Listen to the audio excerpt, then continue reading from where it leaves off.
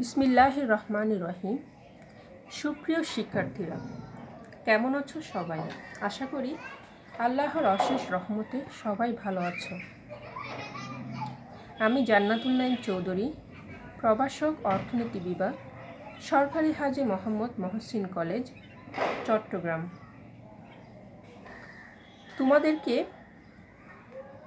তোমাদেরকে গত ক্লাসে আমি ইন্টারমিডিয়েট সামষ্টিক অর্থনীতি থেকে ভূক ও সঞ্চয় অপেক্ষক পড়িয়েছিলাম। ভূক এবং সঞ্চয় অপেক্ষক অধ্যায়ে কিছু বিষয় নিয়ে আলোচনা করেছিলাম। আজকে দ্বিতীয় ক্লাসে তোমাদেরকে ভূক ও সঞ্চয় অপেক্ষকের আরও কিছু বিষয় নিয়ে, নতুন কিছু টপিক নিয়ে তোমাদের সামনে হাজির হলাম। আশা করি আজকের এই ক্লাস থেকে তোমরা কিছুটা হলেও উপকৃত হবে। গত ক্লাসে আমরা স্বল্পকালীন ভূক অপেক্ষক নিয়ে আলোচনা করেছিলাম। আজকে আমরা দীর্ঘকালীন ভূক অপেক্ষক নিয়ে আলোচনা করি।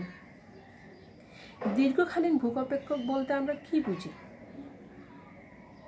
দীর্ঘমেয়াদে আয় ও ভোগ ব্যয়ের মধ্যে যে কার্যকরী সম্পর্ক বিরাজ করে তাকে দীর্ঘকালীন ভূক অপেক্ষক বলা হয়। একে আনুপাতিক ভূক অপেক্ষকও বলা হয়।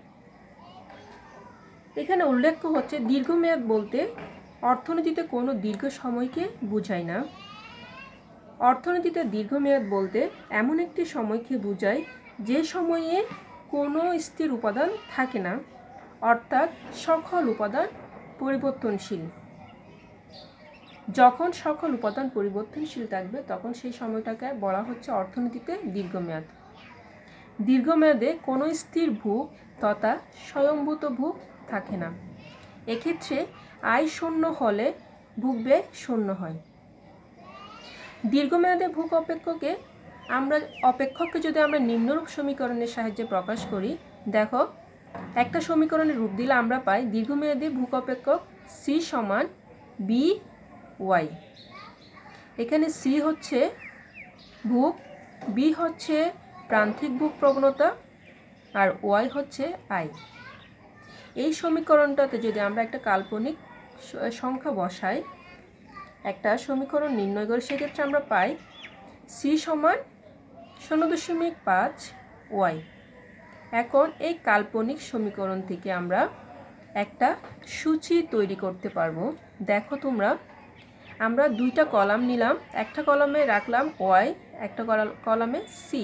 এখানে ওয়াইটা হচ্ছে স্বাধীন চলক এবং সিটা হচ্ছে অধীন চলক, অর্থাৎ এই ওয়াই এর মানের উপর ভিত্তি করে সি এর মান পরিবর্তিত হবে। এই কারণে এটাকে স্বাধীন চলক বলা হচ্ছে এবং এটাকে অধীন চলক বলা হচ্ছে। ওয়াই যখন 0 তখন সি এর মান 0। এখানে দেখো সূচিতে আমরা ওয়াই এর মান 0 হলে অপেক্ষক থেকে আমরা পাই সি এর মান 0।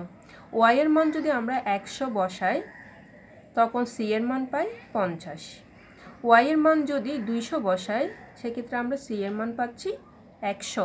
এভাবে আমরা একটা কাল্পনিক সূচি তৈরি করতে পারি এই কাল্পনিক সমীকরণ থেকে।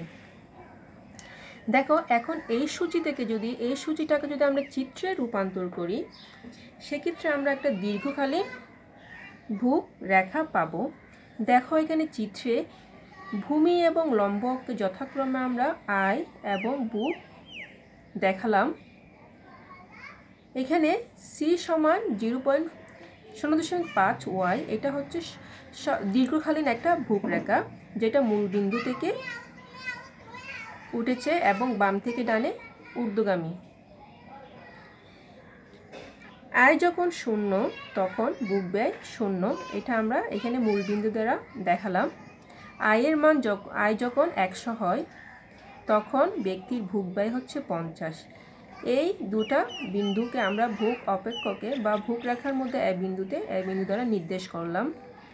আয় যখন বৃদ্ধি পেয়ে 200 হয় তখন ব্যক্তির ভোগ ব্যয় বৃদ্ধি পেয়ে 100 হয়। এই দুটা বিন্দুর সংযোগ বিন্দুকে আমরা বি দ্বারা নির্দেশ করলাম। এখন মূল বিন্দু এ এবং বি বিন্দু যোগ করে আমরা একটা ভূক রেখা পাবো। এই ভূক রেখাটাকে বলা হচ্ছে দীর্ঘকালীন ভূক রেখা। এভাবেই আমরা দীর্ঘকালীন ভূক রেখা অঙ্কন করতে পারি একটা কাল্পনিক সমীকরণ বা সূচি ব্যবহার করে।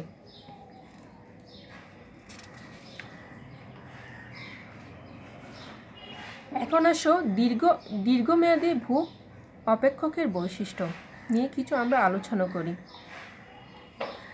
দীর্ঘমেয়াদী ভূ অপেক্ষকের বৈশিষ্ট্য যদি আমরা লিখতে যাই, প্রথমে আমরা লিখতে পারি, 1 নম্বরে লিখতে পারি, দেখো দীর্ঘমেয়াদে কোনো স্বয়ংভূত ভূ থাকে না। এ সময়ে আয় শূন্য হলে ভূ ব্যয় শূন্য হয়। আমরা স্বল্পমেয়াদে পেয়েছিলাম স্বল্পমেয়াদে একটা স্বয়ংভূত ভূ থাকে, কিন্তু দীর্ঘমেয়াদে কোনো স্বয়ংভূত ভূ থাকে না। এটা যদি আমরা সমীকরণের সাহায্যে বের করি, দেখো এখানে আয় শূন্য হলে ভূ ব্যয় শূন্য হয়। কীভাবে পাচ্ছি দেখো, সি সমান 0.5 হয় একটা দীর্ঘকালীন ভূ অপেক্ষক। এখানে যদি ওয়াই মান শূন্য হলে আমরা সি এর মান পাচ্ছি শূন্য, অর্থাৎ দীর্ঘমেয়াদে আয় শূন্য হলে ভূ ব্যয় শূন্য। এখন আসো 2 নম্বর বৈশিষ্ট্য। 2 নম্বরে হচ্ছে দীর্ঘমেয়াদে ভূরেখা মূলবিন্দু থেকে উত্থিত হয়। তোমরা আগের চিত্রে তোমরা দেখেছো দীর্ঘকালীন ভূরেখাটা মূলবিন্দু থেকে বাম থেকে ডানে ঊর্ধ্বগামী হয়। 3 নম্বর বৈশিষ্ট্য আমরা লিখতে পারি, দীর্ঘমেয়াদে ভূ অপেক্ষকে গড় ভূ প্রবণতা এপিসি এবং প্রান্তিক ভূ প্রবণতা এমপিসি পরস্পর সমান থাকে।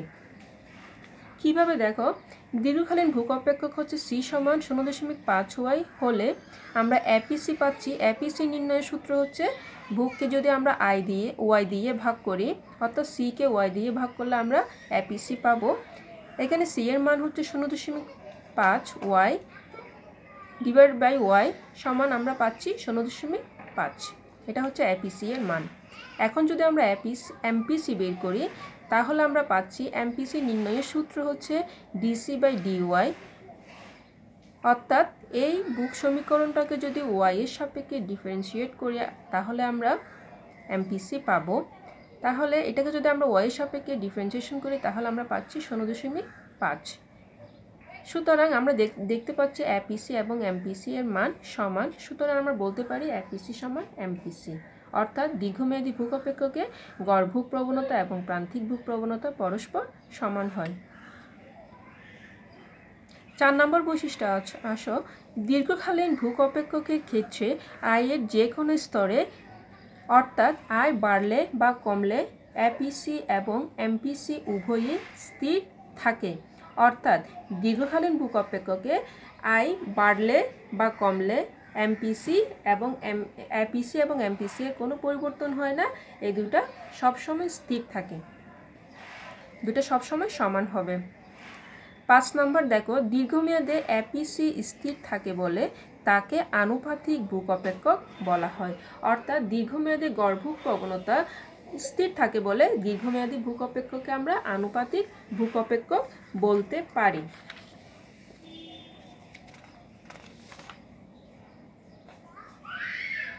তোমরা স্বল্পকালীন এবং দীর্ঘকালীন ভূ অপেক্ষকের মধ্যে পার্থক্যটা একটু বই থেকে একটু শিখে নিবা। আমি কয়েকটা পার্থক্য তোমাদের সাথে আলোচনা করে দিতে পারি। যেমন প্রথমে তোমরা সংজ্ঞা দ্বারা একটা পার্থক্য লিখতে পারো। 2 নম্বরে লিখতে পারো, স্বল্পকালে স্বয়ংভূত ভূ বজায় থাকে, অর্থাৎ আয় শূন্য হলেও ভূ শূন্য হয় না। পক্ষান্তরে দীর্ঘমেয়াদে স্বয়ংভূত ভূ থাকে না, এ সময় আয় শূন্য হলেও ভূ ব্যয় শূন্য হয়। 2 নম্বরে লিখতে পারো, স্বল্পকালে গড় ভূ প্রবণতা এপিসি প্রান্তিক ভূ প্রবণতা এমপিসি এর চেয়ে বড় হয়, অর্থাৎ এপিসি গ্রেটার দেন এমপিসি হয়, কিন্তু দীর্ঘমেয়াদে এপিসি এবং এমপিসি পরস্পর সমান হয়। তা একটু আগে আমরা দেখতে পেলাম। এরপরে পার্থক্য তোমরা লিখতে পারো, স্বল্পকালীন ভূ অপেক্ষকে আয় বাড়লে এপিসি কমে, আবার আয় কমলে এপিসি বাড়ে।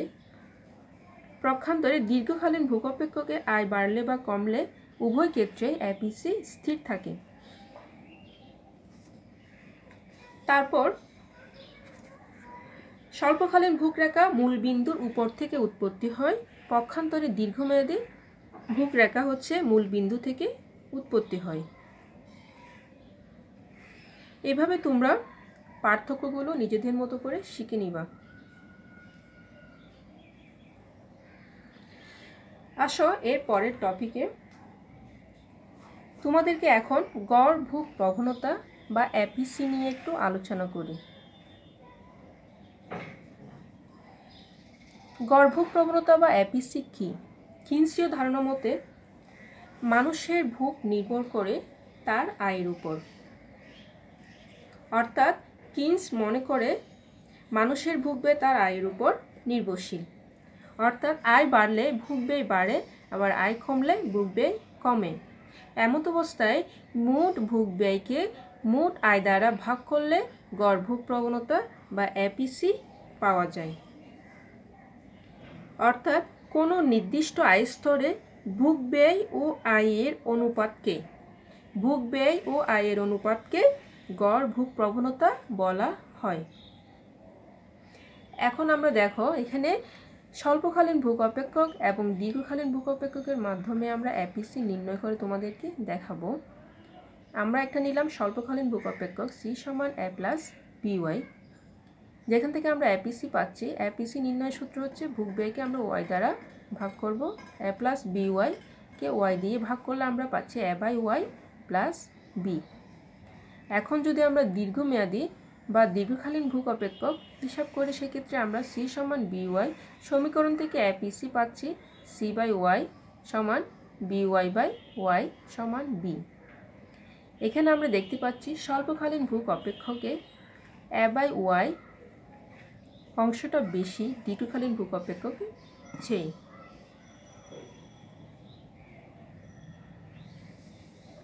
অর্থাৎ স্বল্পকালীন এপিসি এর মান দীর্ঘকালীন এপিসি এর মানের চেয়ে বেশি হয়।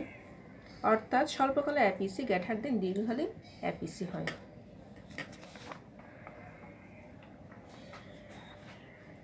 এখন আসো প্রান্তিক ভোগ প্রবণতা বা এমপিসি কি।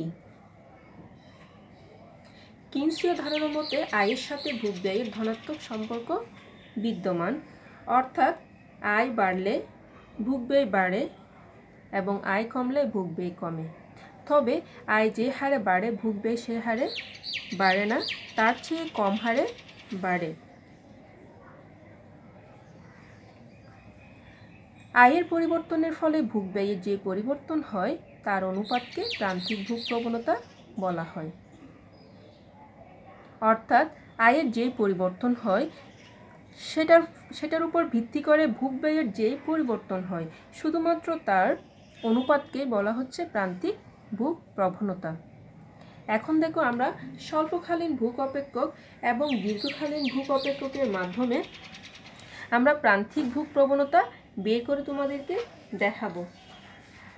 স্বল্পকালীন ভোগ অপেক্ষক হচ্ছে সি সমান এ প্লাস বিওয়াই। এখান থেকে যদি আমরা এমপিসি বের করতে চাই তাহলে এমপিসি নির্ণয়ের সূত্র হচ্ছে ডিসি বাই ডিওয়াই। অর্থাৎ এই ভোগ সমীকরণকে যদি আমরা ওয়াই এর সাপেক্ষে ডিফারেন্সিয়েট করি তাহলে আমরা প্রান্তিক ভোগ প্রবণতা পাবো। তাহলে এইটাকে যদি আমরা ওয়াই এর সাপেক্ষে ডিফারেন্সিয়েশন করি তাহলে আমরা এখান থেকে পাবো বি। ঠিক আছে, দেখো আবার দীর্ঘকালীন ভোগ অপেক্ষক সি সমান বিওয়াই। এখান থেকে যদি আমরা এমপিসি বের করতে যাই তাহলে আমরা পাচ্ছি দেখো এমপিসি সমান ডিসি বাই ডিওয়াই সমান, এটাকে যদি আমরা ওয়াই এর সাপেক্ষে ডিফারেন্সিয়েট করি তাহলে আমরা পাচ্ছি বি।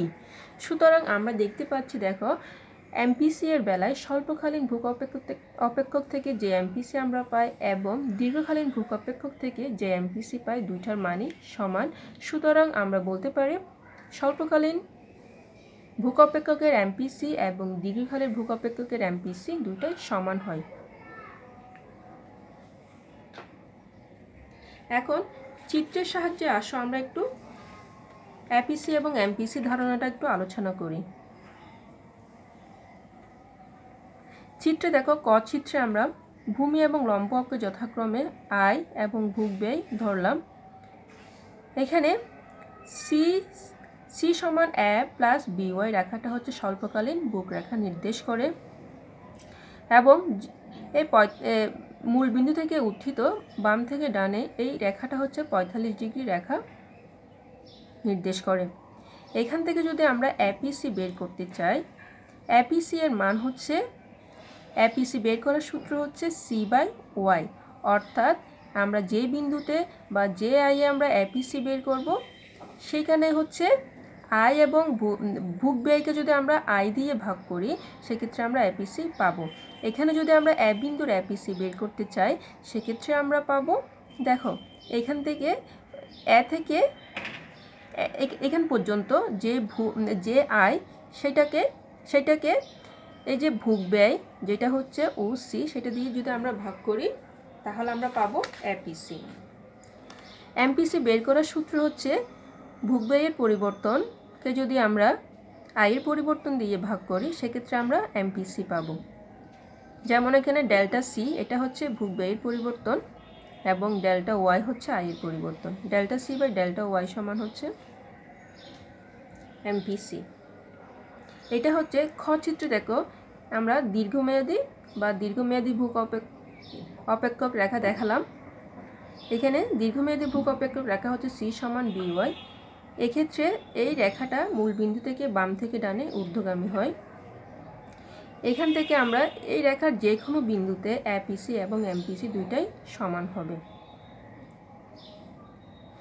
যেহেতু এই রেখাটা মূল বিন্দু থেকে উত্থিত হয়েছে, এখানে যে কোনো বিন্দুতে আমরা যদি এপিসি বের করি এবং এমপিসি বের করি উভয় ক্ষেত্রে সবসময় দুইটার মানই সমান থাকবে।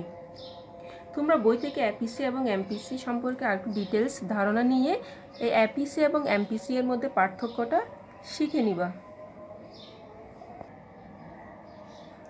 এখন আসো তোমাদেরকে কিনসীয় ভোগ অপেক্ষক তত্ত্ব নিয়ে একটু আলোচনা করি। জেমস কিনস 1936 সালে তার বিখ্যাত গ্রন্থ the general theory of employment, interest and মানিতে ভোগ সম্পর্কিত একটি মনস্তাত্ত্বিক বিধি প্রকাশ করেন।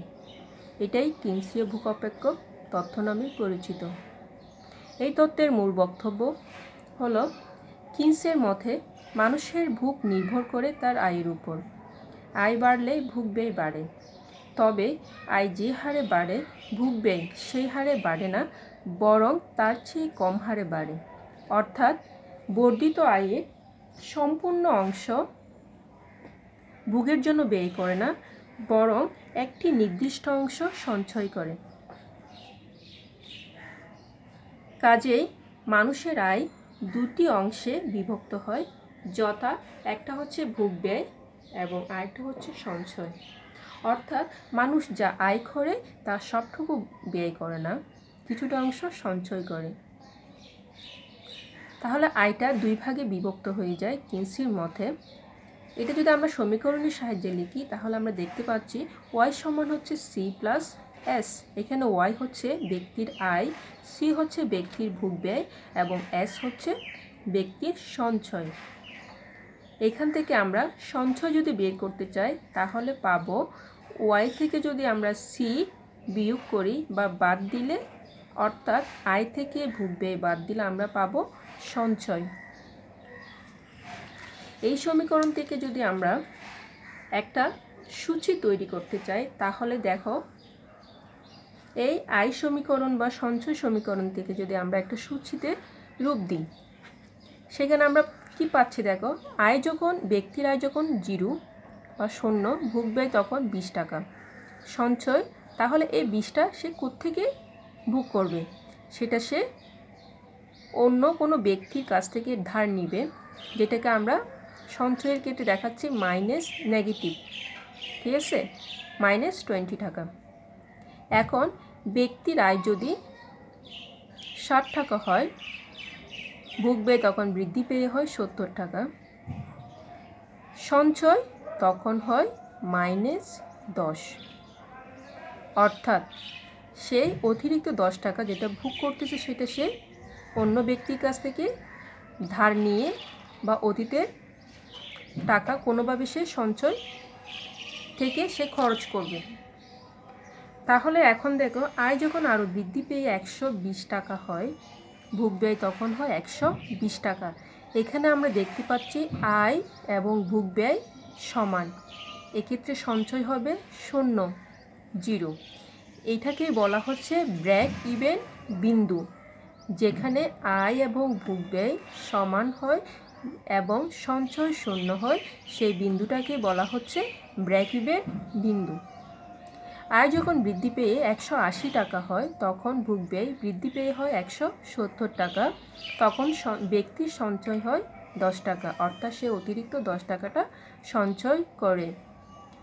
আয় যখন আরও বৃদ্ধি পেয়ে 240 টাকা হয়, তখন ভোগ ব্যয় বৃদ্ধি পেয়ে হয় 220 টাকা। এক্ষেত্রে তার অতিরিক্ত 20 টাকাটা তার সঞ্চয়, অর্থাৎ আয় থেকে ভোগ ব্যয় বাদ দিলে যা থাকে তাই হচ্ছে সঞ্চয়। এভাবে আমরা সূচি থেকে আয়, ভোগ ব্যয় এবং সঞ্চয় বের করে দেখাতে পারি। এখন দেখো, এই বিষয়টাকে যদি আমরা চিত্রের সাহায্যে উপস্থাপন করি তাহলে আমরা পাচ্ছি, দেখো এখানে চিত্রে হচ্ছে ভূমি এবং লম্বকে যথাক্রমে ভূমিকে ওয়াই বা আয় এবং লম্বকে হচ্ছে ভোগ ব্যয় সঞ্চয় দেখানো হলো। এখানে সি সমান ফাংশন অফ ওয়াই একটি ভোগ রেখা। সি সমান ফাংশন অফ ওয়াই রেখা, এই রেখাটা একটা ভোগ রেখা, অর্থাৎ এটা একটা স্বল্পকালীন ভোগ রেখা নির্দেশ করে। মূলবিন্দু থেকে উত্তরিত এই 45 ডিগ্রি রেখাটাকে আমরা আয় রেখা হিসেবে দেখালাম। চিত্রে দেখা যায় আয় যখন 0 তখন ব্যক্তির ভোগ হচ্ছে ও এ, অর্থাৎ 0 আয়েও ব্যক্তি ও এ পরিমাণ ভোগ করে। এটাকে বলা হয় স্বয়ংভূত ভোগ।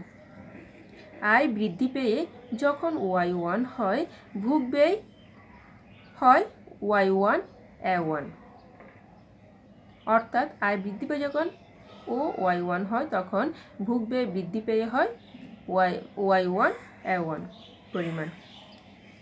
এই আয়ের স্তরে দেখো আয়ের চেয়ে ভোগ ব্যয়টা বেশি, অর্থাৎ এখানে আয় হচ্ছে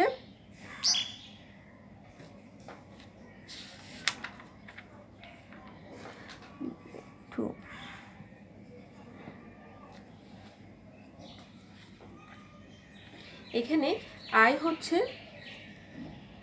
দেখো আয়ের রেখা অনুযায়ী আমরা আয় পাচ্ছি y1 b1 এবং ভোগ পাচ্ছি y1 a1, তাহলে আয়ের চেয়ে ভোগ ব্যয় বেশি, b1 a1 পরিমাণ ভোগ বেশি হয়।